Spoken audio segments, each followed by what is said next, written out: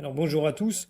Aujourd'hui, nous continuons notre lecture du catéchisme de l'Église catholique au travers du Compendium et nous en sommes rendus à la question numéro 347 qui est: quels sont les péchés qui sont gravement contre le sacrement du mariage?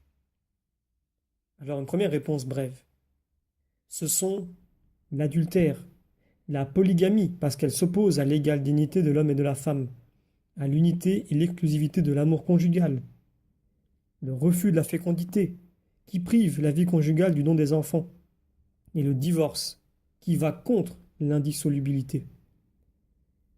Alors, pour étayer ces propos, prenons les paragraphes 1645 à 1648 du catéchisme de l'Église, qui nous disent ceci. L'égale dignité personnelle qu'il faut reconnaître à la femme et à l'homme dans l'amour plénier qu'ils se portent l'un à l'autre fait clairement apparaître l'unité du mariage, confirmée par le Seigneur. La polygamie est contraire à cette égale dignité et à l'amour conjugal qui est unique et exclusif. L'amour conjugal exige des époux, de par sa nature même, une fidélité inviolable. Ceci est la conséquence du don d'eux-mêmes que se font l'un à l'autre les époux.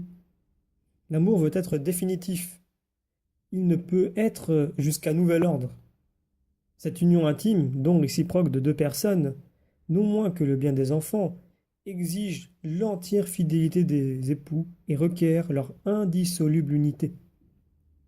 Le motif le plus profond se trouve dans la fidélité de Dieu à son alliance, du Christ à son Église.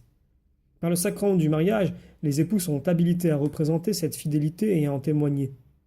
Par le sacrement, l'indissolubilité du mariage reçoit un sens nouveau et plus profond. Il peut paraître difficile, voire impossible, de se lier pour la vie à un être humain. Il est d'autant plus important d'annoncer la bonne nouvelle que Dieu nous aime d'un amour définitif et irrévocable, que les époux ont part à cet amour, qu'il les porte et les soutient, et que, par leur fidélité, ils peuvent être les témoins de l'amour fidèle de Dieu. Les époux qui, avec la grâce de Dieu, donnent ce témoignage, souvent dans des conditions bien difficiles, méritent la gratitude et le soutien de la communauté ecclésiale.